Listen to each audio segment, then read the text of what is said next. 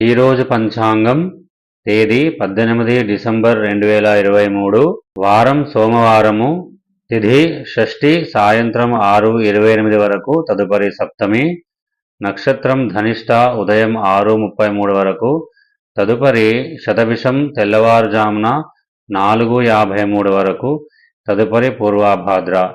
అనగా 18వ తేదీన ఆ రోజంతా కూడా శతభిష నక్షత్రం ఉంటుంది. 19వ తేదీన పూర్వభాద్ర నక్షత్రం ఉంటుంది. శుభ సమయం ఉదయం 9 గంటల నుండి 10 గంటల 30 నిమిషముల వరకు, తిరిగి సాయంత్రం 3:40 నుండి 6:40 వరకు. అమృత ఘడియలు రాత్రి 10:10 నుండి 11:40 వరకు. శుభముహూర్తం మకర లగ్నం ఉదయం 9:21.